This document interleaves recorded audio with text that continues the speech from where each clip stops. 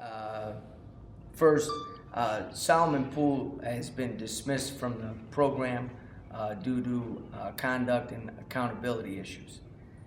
Jason Morris, surgery today went well. A pin was put in his fifth metatarsal, same surgery he had a little over 2 months ago. Surgery went well. He's recovering right now. Obviously will not travel with the team. His family's in town looking after him. And then when we get back on Wednesday, he will start the rehab process. Unfortunately, unlikely that he'll be able to return this year.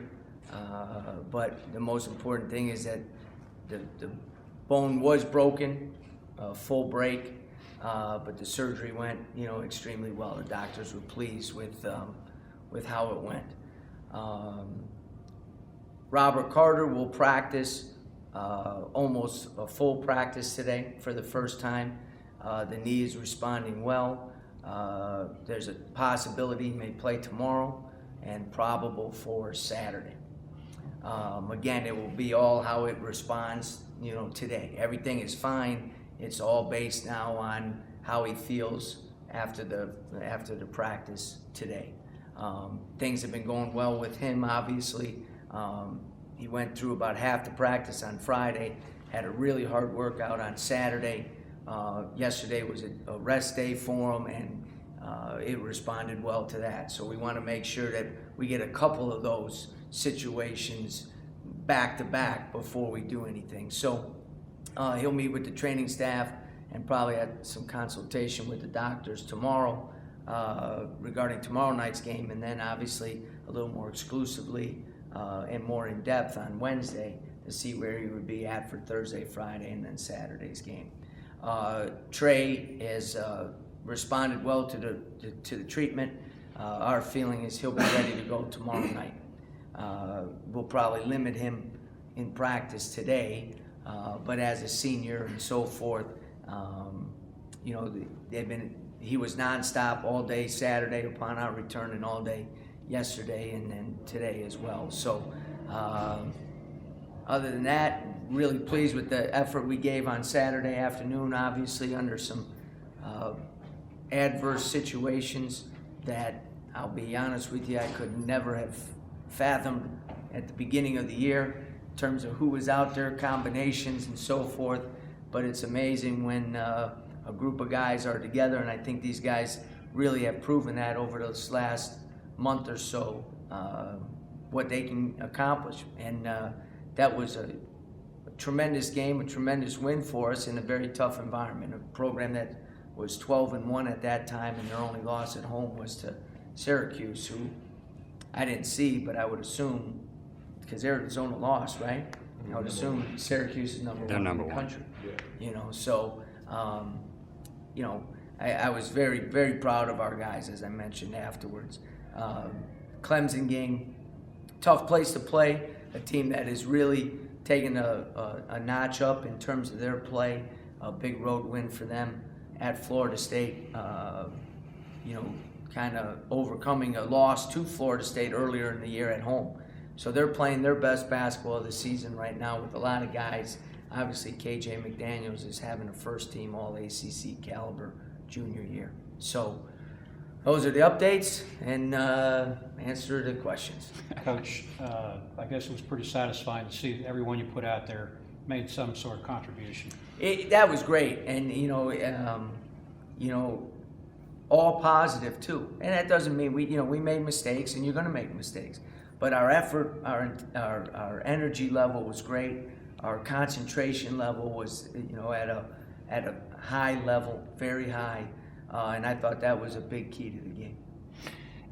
Would I be reasonable to suggest that when something happens like Ron getting in the game, it's almost a lift to the entire team? It's kind of a morale boost in a weird way for everybody? It was funny. I sat on the bench and Trey had been out maybe 3 or 4 minutes, and Corey was playing pretty well. So I leaned over to Coach Dollar and I said, what do you think about Trey? Is he going to be able to come back? He said, it doesn't look good. And I said, well, get Ronnie ready.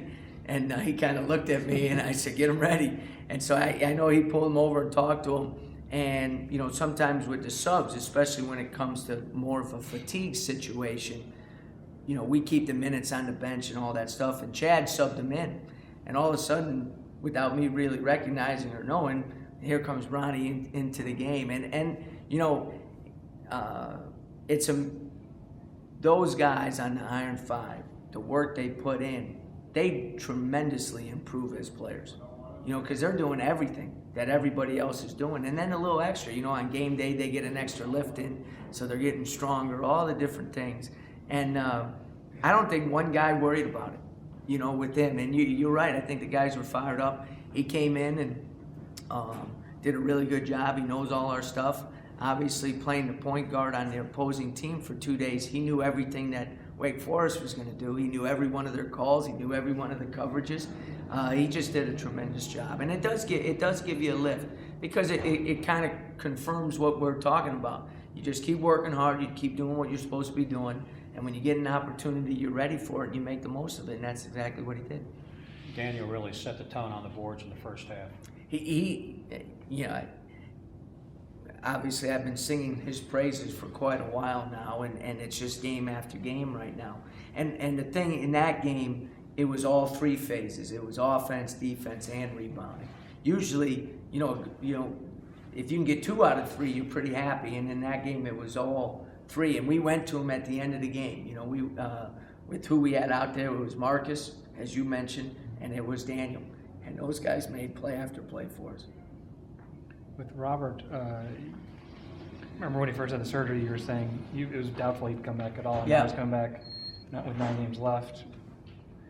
Obviously, he improved faster than you thought, but was there, on your part, was there maybe you're going to guard it and you thought he'd come back? Or Yeah, you know, I'm an optimist. I'm always in good spirits, as you know. Fun-loving kind of guy, you know.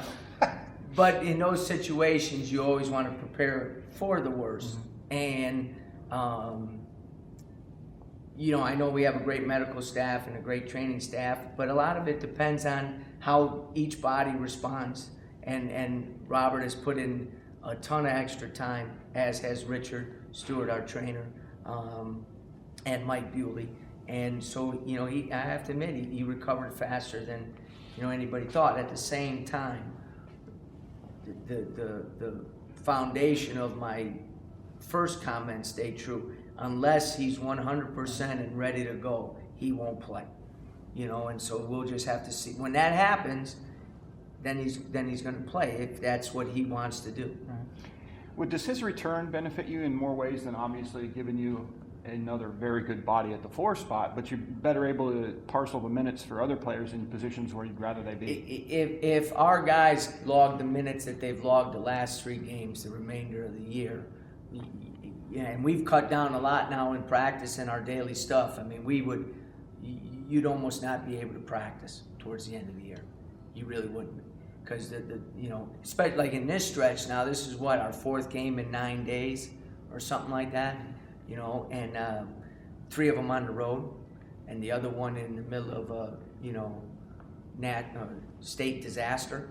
You know, so, you know, there's the emotional piece, the mental piece, and the physical piece, and staying fresh is the most important thing at this time of the year. So minutes are going to be big, as is, you know, some added production there. And I still feel that Daniel and Cam in particular, but Marcus and Trey, when they're at the 28 to 30 minute mark, their performance on both ends of the court is better. Now, they may get an extra basket because they played an extra 6 or 7 minutes, but just in terms of all the other stuff, their performance is better when they're right at that 30-minute mark.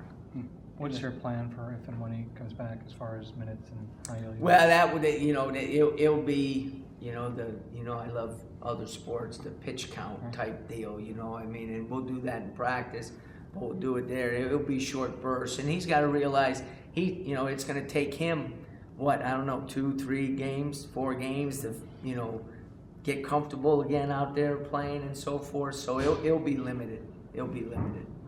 Second half, what was going through your mind? You're down to 7 scholarship players, and then you get 3 of your other key players in foul trouble.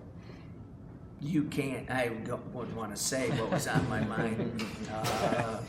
You know, but, you know, our staff did a great job of rotating those guys in there, keeping them fresh so they didn't get a foul because of fatigue. You know, we went with a small lineup, and I thought Marcus performed very well when we kind of moved him to the 4 spot. I thought our defense was good in that as well, throwing some guys maybe in some different situations. But, you know, I thought a big key for us was our communication, both offensively and defensively. I always say if it's on your lips, it's on your mind. That means you're thinking about it and there's a focus there, and I thought we had that.